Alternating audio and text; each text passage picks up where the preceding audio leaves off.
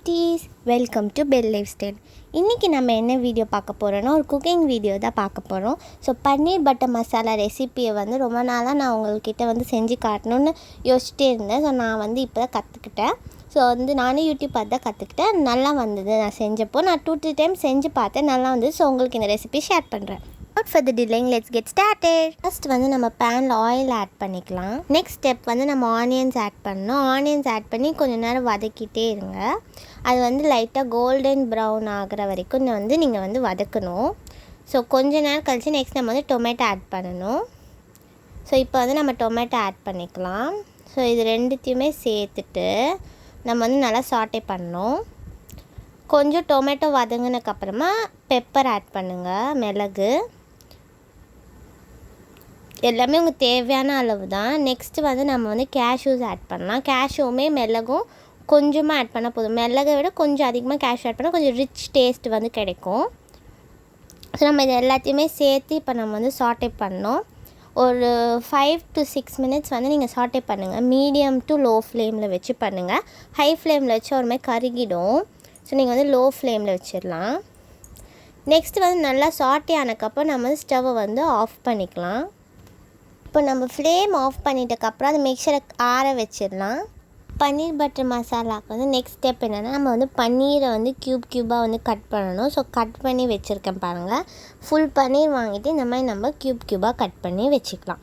இதை வந்து நம்ம ஃபர்ஸ்ட் லைட்டாக ஃப்ரை பண்ணிவிட்டு நெக்ஸ்ட்டு வந்து நம்ம ஆட் பண்ணலாம். நான் இன்றைக்கி வந்து ஃபுல் பன்னீருமே யூஸ் பண்ண போகிறது இல்லை. ஸோ நான் வந்து கொஞ்சமாக பன்னீர் வந்து யூஸ் பண்ணிவிட்டு மிச்சம் இருக்கிற பன்னீரை வந்து எப்படி ஸ்டோர் பண்ணுறதுன்னு சொல்கிறேன். ஒரு வாட்டர் எடுத்துக்கோங்க ஒரு கண்டெய்னரில். ஸோ அதில் வந்து இந்த பன்னீரெல்லாம் ஆட் பண்ணிவிட்டு நீங்கள் வந்து மூடி போட்டுட்டு keep it in the fridge. Okay, ஃப்ரிட்ஜில் வந்து வச்சுருங்க. அது வந்து ஒரு 1 week வரைக்கும் நல்லாயிருக்கும். ஸோ நீங்கள் அப்படியே வச்சிங்கன்னா ஒரு மாதிரி வந்து பன்னீரோட ஓரமெல்லாம் எல்லோவாக ஆகிடும். ஸோ இந்த மாதிரி தண்ணீரில் போட்டு வச்சிங்கன்னா எதுவுமே ஆகாது, ஃப்ரெஷ்ஷாக இருக்கும். ஸோ கொஞ்சம் நீங்கள் சமைக்கிறது கொஞ்சம் நேரம் முன்னாடி வெளில எடுத்து வச்சிங்கன்னா கரெக்டாக இருக்கும். இப்போ வந்து நம்ம கடாயில் கொஞ்சமாக ஆயில் போட்டுட்டு பன்னீரெல்லாம் ஆட் பண்ணிக்கலாம் ஃப்ரை பண்ணுறதுக்கு. நெக்ஸ்ட்டு வந்து நம்ம பன்னீர் பட்டர் மசாலா தாளிக்கிறதுக்கு 2 பட்டை, 4 ஏலக்காய், 4 கிராம்பு, ஒரு பிரியாணி இலை, அப்புறம் கொஞ்சம் சோம்பு எடுத்துக்கோங்க. சோம்பு நிறையா போடாதீங்க, கொஞ்சமாக போடுங்க ஜீரணம் ஆகணுன்றதுக்காக.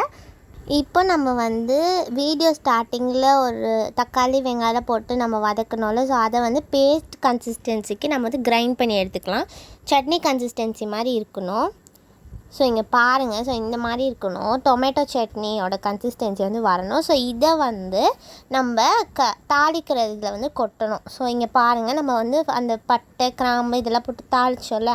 ஸோ அதில் வந்து இந்த மிக்சரையும் கொட்டி கொஞ்சமாக தண்ணியும் ஊற்றிடுங்க. நெக்ஸ்ட்டு ஸ்டெப் வந்து கொஞ்சமாக சுகர் ஆட் பண்ணிக்கிறேன் ஸ்மால் ஸ்பூனில். அப்புறமா உப்பு வந்து நீங்கள் ஆட் பண்ணணும். பன்னீர் பட்டர் மசாலா உப்பு ஆட் பண்ணிவிடுங்க. நெக்ஸ்ட்டு நம்ம என்ன பண்ண போகிறோம்னா நம்ம ஃப்ரை பண்ணி வச்சுருக்கோம்ல. ஸோ அந்த பன்னீர் எல்லாமே அதில் ஆட் பண்ணலாம். ஸோ இந்த கொதிக்குதில்ல இந்த மிக்சர், அதில் வந்து இந்த ஃப்ரை பண்ணி வச்சுருக்க பன்னீரை வந்து ஆட் பண்ணிவிடுங்க.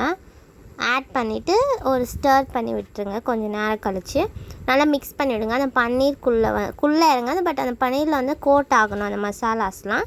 ஸோ கொஞ்சம் நல்லா திக்கான கோட்னே நீங்கள் வந்து இறக்கிடலாம். ஸோ இப்போ பாருங்கள், நல்லா கொதி வந்துட்டுருக்கு.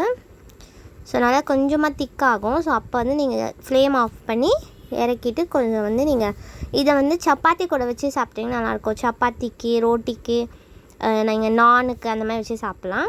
ஸோ இந்த வீடியோ உங்களுக்கு ரொம்பவே பிடிச்சிருக்குன்னு நான் நம்புகிறேன். ஸோ இந்த வீடியோ பிடிச்சிருந்தால் லைக் பண்ணுங்கள். இந்த ரெசிபிஸ் உங்கள் ஃப்ரெண்ட்ஸ் அண்ட் ஃபேமிலியோட ஷேர் பண்ணுங்கள். மறக்காமல் என்னோடய சேனலுக்கு சப்ஸ்கிரைப் பண்ணுங்கள். அண்ட் பக்கத்தில் இருக்க பெல் ஐக்கானையும் கிளிக் பண்ணுங்கள். தேங்க்ஸ் ஃபார் வாட்சிங்.